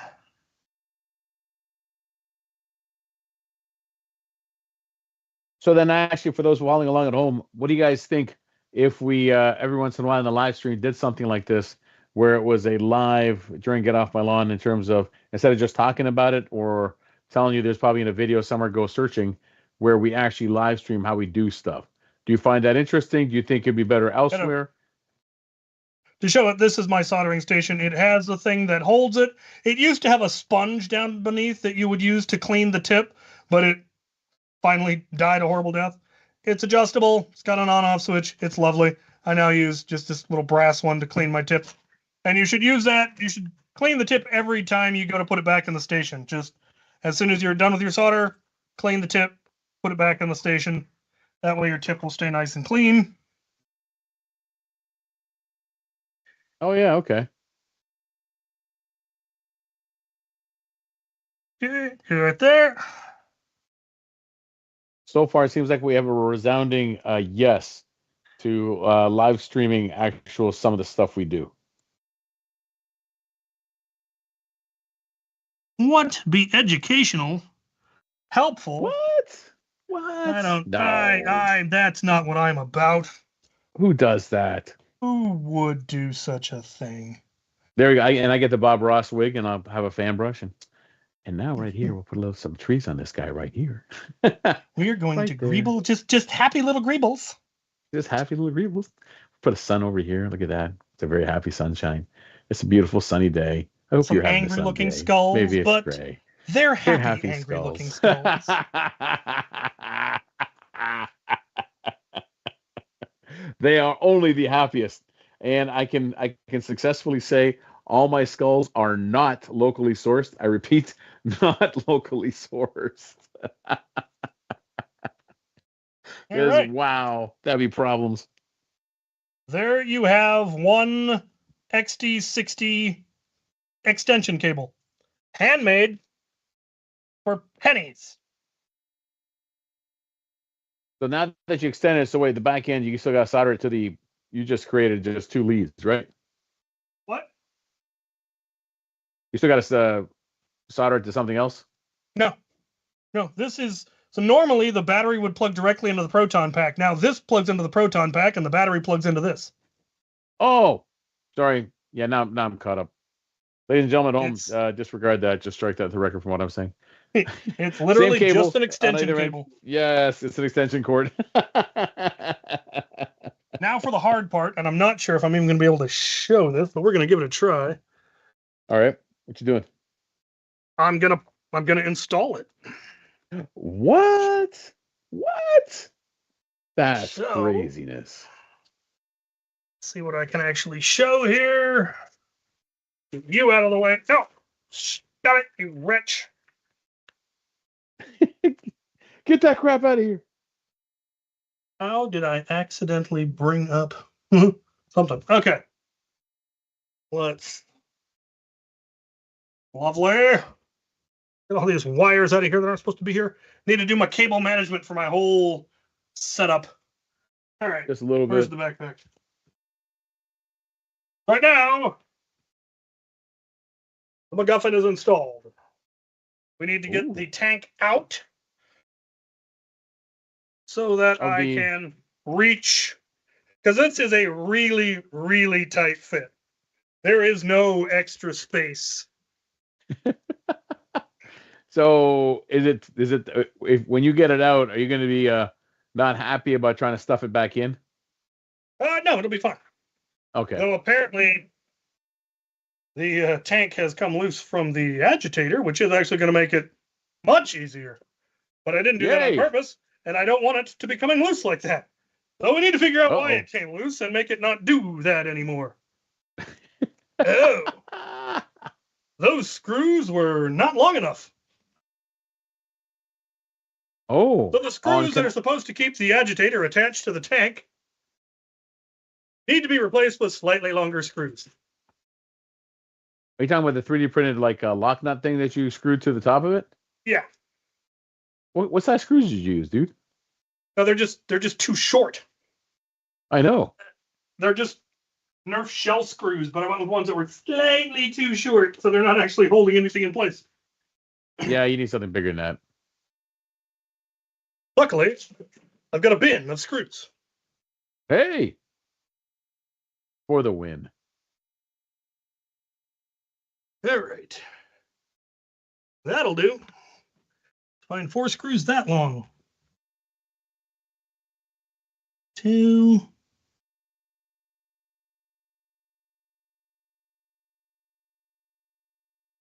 Don't like that one. 3. One more. No. You're too skinny. I want to screw with some meat on its bones. Lord, did that sound dirty.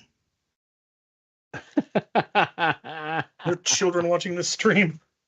No, they'll just watch the replay later. They'll just watch the replay later. All right. What do we got going on here? Anything fantastic? I'll send you. I think everyone's just watching. Someone's going to send you the Bob Ross, will Hal. I know. I'm getting the Bob Ross wig. Yes. I get to be fancy.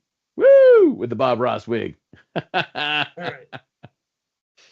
Were these? Yes. Okay. These will be the right length. So for those that are wondering, here's the tank. It has a 3D printed collet that I designed here that then has a second piece that has the lug that attaches to the agitator itself. And on the other side just has this boat thing that just locks on there. Woo! Should hold approximately 5 gallons of rival, and a gallon of rival is approximately 350 rounds. So 5 gallons comes out to about 1,800 rounds. I feel like we need to come up with some kind of battle cry or threat where it's something like "Give them the 5 gallons," or how many gallons is it? You know what I mean? Some kind of measurable well, I mean, the phrase level. "the whole 9 yards" was exactly that. Correct. There you go. People in the chat, if you can come up with a phrase with the 5 gallons or some moderation or something like that, where it's like, where it's like, dude, man, he's giving them the gallons. Well, you could just go, give them the full tank.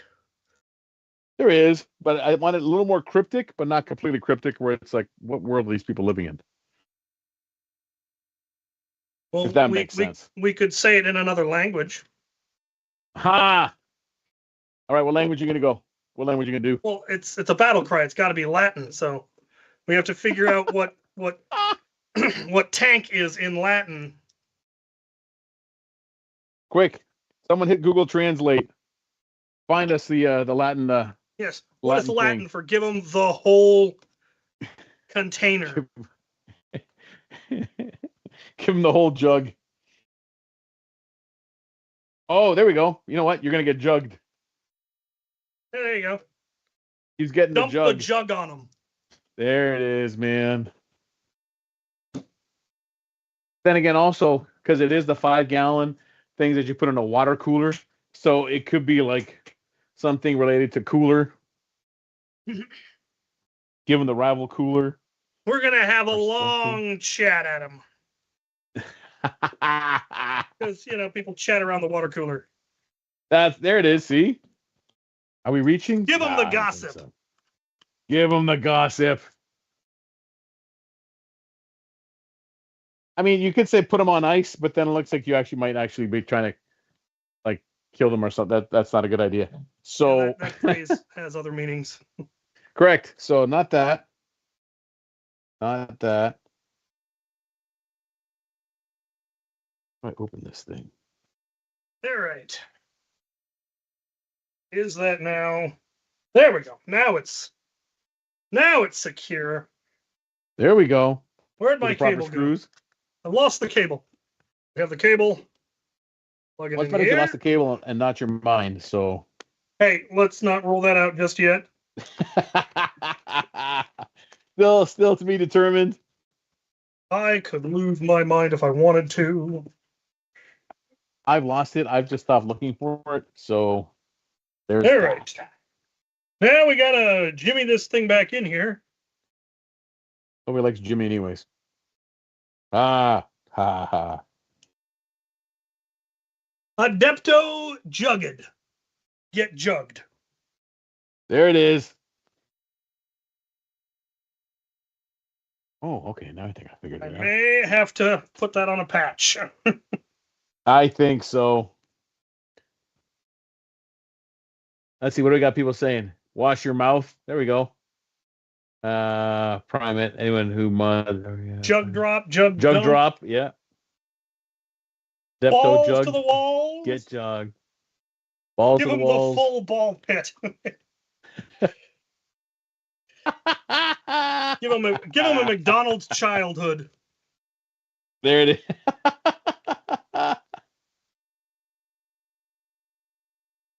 This thing takes a big battery.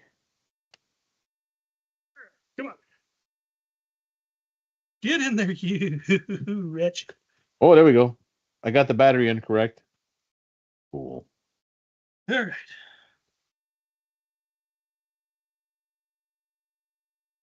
I gotta get.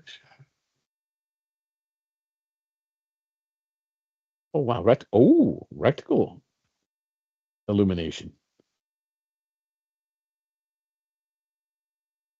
You did just say reticle, right?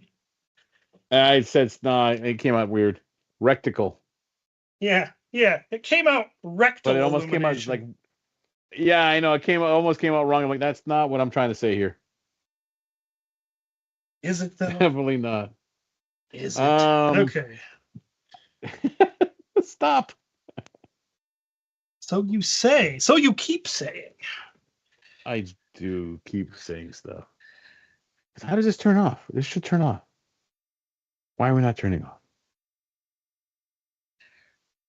I'm having problems. What will happen when you illuminate your rectal? There we go. So one of the scopes I bought, it just had the battery's got a laser sight, and then it also lights up inside. And it's got buttons to push. I have to figure out to push the right button to turn it off. All right. And then also I have this monstrosity, which is really cool. And this one is going to go on a Mark IV. This one also lights up, I think. Yeah, I put the battery in this one already. So now, conveniently, in this pouch at the top of the backpack. Well, there it is. Yep, lights up. Is the battery cable. Yep. Now just No way. And battery. Woo! Ooh. That looks cool on it. Let's see if this one will work on it. I've seen better days. Well, it has seen better days. What'd you do, man? Some of the batteries are old. Oh, are they bulging and about to blow up and burn down your shop? Booped and everything. It beedly booped. Woo! Of the beedly booping. Let's put some ammo in it. Do it. Uh-oh. That went the wrong way. Come on. Why are we not extending? There we go. Extend.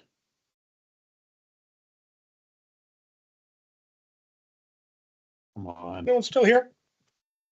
Yeah, we got about 20 plus people in here, which is cool. They're waiting to see what you're going to do, man. All right. They saw the soldering. Now they want to see the fun part. Come on, man. Yeah. I'm getting there. Gotta button it all back up. Make sure it works. Probably a good idea. I had a Jupiter around here somewhere. Where did I toss it? There it is. It's in a bin. Oh, wait a minute. I like this scope on this thing. Oh, I like that. Yeah. All right. Yeah. Oh, I like that. All right. We're going to keep that one on there. Sweet. It's funny. Sometimes when you when I pair scopes with blasters, I'm always cycling through to see what works. And sometimes you're like, oh, that's gonna look awesome, and then you get it, and you put it on the blaster, and you realize that like, oh no, you're not spinning up right. huh? And so, Battery might be a little low. not enough juice to do what you got to do. Yeah, the fan isn't spinning up right. Yeah, that's a problem.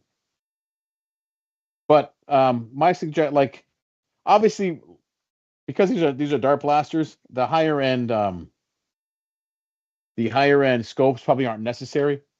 But again, for me, it's more appearance and the fact that too many people are like, well, wish it was a real scope. You know what? It is now. So careful what you wish for, because that's what you get. But I found that some of them, when you think, all right, this is going to look great on this blaster. Then you try it and you're like, oh, this looks abysmal. So it's good to try it out because it's amazing. Sometimes they look better on blasters you wouldn't even imagine. Like originally, this one I got for the Striker 2.0. But on the Striker 2.0, it didn't work, and I was afraid on the Mark IV it wouldn't be big enough. But you know what? It works. Like on the same token, I have this one, which I also put on the Mark IV. It's a lot bigger, but again, it's got the right lines where it works. So this is good. Let me get the other one. I have two Mark IVs that I'm selling this weekend. And notice I changed the foregrip on it. Got that one off of Amazon. But it's a great foregrip as opposed to the big orange thing that they come with. Okay. And the barrel is orange. Let me get my other one. Sure. You got power? You got juice? I hope so. You got the juice?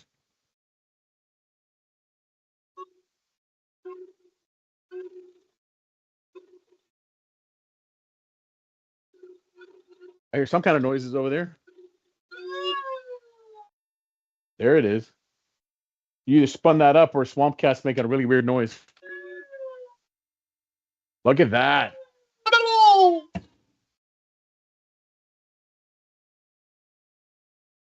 That was the full. Well, it wasn't full. It was about that much worth. We'd be here all day if I filled the whole tank. Yeah. Some people would not be opposed to that. I would be. I got stuff to do, man. But I got places to be. Plus, I don't want to, burn it out before I even get to use it somewhere. Yeah, probably not a good idea. All right. Dude, success. Look at us being productive. Slight worrisome situation. The lipo is now situated directly at the back of my neck. Oh. You need a neck guard? If it decides to go, it's taking me with it. Can you put it somewhere else? I'm good. Yeah? You'll know if it's heating. Long life. You'll definitely know if it's heating up on you. This is true. Hey, the back of my neck feels warm. Oh, that's bad. That's why. That's probably bad. All right, well, that was fun. I got a project done that I probably wouldn't have gotten done for weeks from now, if this hadn't given me inspiration. Let me get the other box. The one thing I do need to work out is the battery housing on the gas tank one, because the battery housing that comes with the proton pack is surprisingly small. Oh. Well, I mean, it'll fit a decent sized battery, but it won't hit like my big 5200 milliamp hour ones. It won't fit those. I may have to add an additional battery housing. Yeah. I wonder how difficult it. Ooh, I wonder if I could get him to cough up the file for that. Ooh. Oh. For the bottom of the agitator, so I could just print a taller one. Could be. By the way, that's the size of the box that this scope came in. Good Lord. That's how you know it's a good one, man. What do we got going on over here? You know why I got this one? Well, yeah, I could put a lipo bag in the pouch. What's that? You could. Actually, yeah, that makes sense. Sunshade. Oh. So, you're now ridiculously big scope. It's even bigger. It's All even right, more answer questions while I ridiculous. screw it on. It's even more. That's what I wanted for the appeal. For the sun? No, I don't care. Well, if it bothers you, great, you got a sunshade. But just because now we have added 3 more inches, which means it's even bigger and more ridiculous. And yeah, there it is. Look at that thing. I think I got to pull the scope back because it looks front heavy. Oh yeah, look at that. Look at that. All right, let's move this back. I did have a guy tell me usually a scope is center mount on the blaster for vision. I said, I get it. But you also remember cosplay looks. He goes, no, I get it. He says, I know. I'm not complaining. I said, but I appreciated the tip. Yeah, optics are expensive, which is why I never turn them down when they offer them to me. Like, would you like to review our latest optic? Yes, I would. So how much do you think this thing cost? I don't know. Yes. Depends on what it actually does. If it's actually designed for a real firearm that's going to have a lot more force, or if it's just, for cosplay purposes, for airsoft, for Nerf. No, this is an actual scope. It's metal with the full rings and everything. No idea. $55 for this big, and it works and it lights up. $55, man.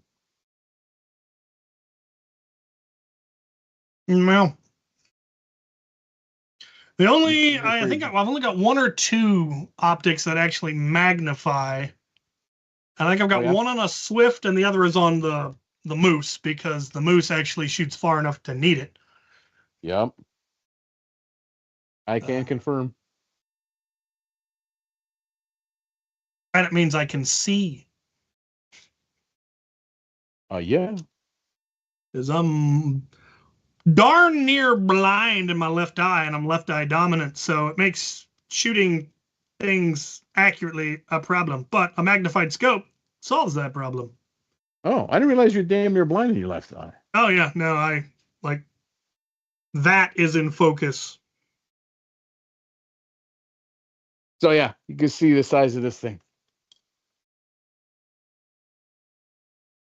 Yeah, that's gonna get a wow. All right, cool. Oh, and it's going in a case too. Just easy way to transport it. Oh yeah, transport it, sell it with a case and everything, and people buy it.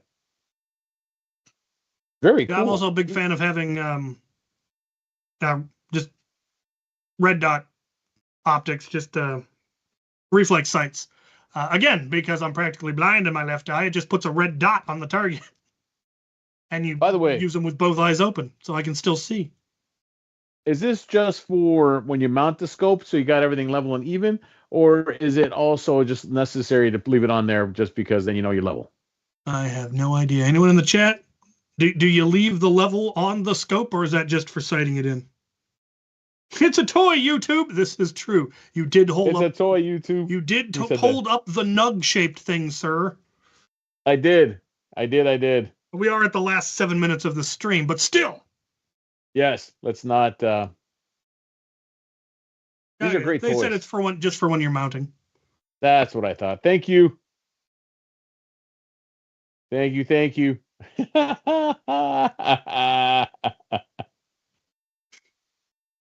might leave it on too, just because it's an extra greeble where someone like, oh, this is cool. It is. Yes, it is. Thank you. It is. This is awesome. I actually really like Gutai X Amphora. I was thinking it would have something with Amphora in it.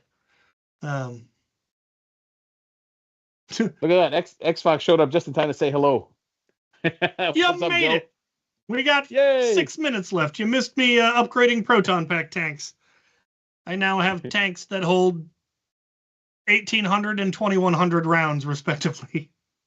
Also, Joe, what you missed, instead of live streaming, he live soldered. I did solder up a thing. I did a MacGuffin. And there will be more live streams soon. Oh, this is awesome. Ladies and gentlemen, as always, don't forget YouTube, subscribe and like our channel. Don't forget to share with everyone as well. We are a nonprofit and we're trying to make money. Again, also looking forward to Maryland Mayhem, World Foam Alliance. We are doing the live stream of the tournament all day. And myself, it started off as myself, Captain Xavier, and Maritime Foam to fill in because KT, who was supposed to stream, cannot make it apparently. So the three of us were going to stream, and then I said, well, you know what? The whole team is going to be there, but we can't play because we didn't register in time. So the foam tournament streamed by World Foam Alliance and commentated by Team Mega Double XL. So yeah, it's going to be a lot of fun, and we promise to keep it somewhat serious, but there will be heckling and laughing as well. But obviously, No, I still plan to go full Statler and Waldorf. I will be heckling plan. Mercilessly. The two of us we are doing the Muppet Show, so that was our idea first. So we will make it work, so it's not a complete disaster. It won't be a disaster. You know what I mean? We'll make it interesting. Other than that, also regrets. There will be regrets, man. I think so. Also, since he's there, he's also one of the sponsors. Xbox Games will also be at Maryland Mayhem. He will bring a lot of his goodies. And you know what? Also for Survival Fest, I'm surprised. It seems like everybody's going to Survival Fest. I'm going. You're going. I think a couple more people from the Pacific Northwest are coming too. Where it almost seems like everyone's saying they're going. So I'm looking forward to it. Survival Fest should be really good this year. But anyways, with that said, this weekend I have AwesomeCon. I will be in DC. Also, Dart Zone is also at AwesomeCon. It happens at the Washington Convention Center. We do have separate booths. They'll be at the big inflatable one. Mine will be the one, with all the other stuff, and it says Al the Geek on it. So if you're in the DC area, setup is tomorrow. It'll be Friday, Saturday, and Sunday. Next Wednesday, we do have another episode of Foam Zone brought to you by Andrew, a.k.a. Dart Sweep. I do believe what they're doing is going to be the picking for the tournament. The seeding, but don't quote me on that. I'm not sure. He has something in mind, and it doesn't matter. Well, Al said because it's his show, so whatever he says goes. But I know you'd like to know stuff, and I think that's what's going on. But anyways, tune in for next Wednesday. It should be good. We will be back again in 2 weeks. We don't have someone picked out, but I know it's going to be a lot of fun. Other than that, again, the website is in production. Unlike last year's production, it has switched over where we have a new process. New group doing it, and we're very excited about it. Obviously, websites go fast when you have a lot of money. We don't have money because profits, so it's actually moving along quite nicely by the generosity of others. So this is fantastic. Unless y'all want to send us money, then we'll get it done in no time. In the meantime, just bear with us. Trust me, we want this to happen, and it will happen. I think that's all I got. What about you? Do you got anything else to add? What would you like to see me solder next time? So I can make sure I have the parts. There you go. In the comments, what do you want to see? Today I made an XT60 extension cable. What would you like to see next time? I could wire up a flywheel cage. I could wire up some switches. I could spend the first half hour of the stream and completely rewire a Strife. And then sell it at the end of it to somebody. Yeah. Or if you catch him in a good mood, maybe he'll give it away. But no promises on that. Al, give away your own stuff. Exactly. That's why I said no promises on that. All right. With that said, ladies and gentlemen, thanks again for another episode. Actually, somebody made a good point. We should try to get Mr. Heath Pants or Mr. Nathan on the stream at some point. You know what? Let's try that. All right. I think we'll make that happen. Very cool. All right. Ladies and gentlemen, thanks again. We shall see you next time. Don't forget to subscribe and like and share. And don't forget, get off my lawn. Get off my lawn. We have 2 votes for a flywheel cage. So I will acquire the parts and I will wire up a flywheel cage. There he says what he said. Now get off my lawn. Now get off the lawn.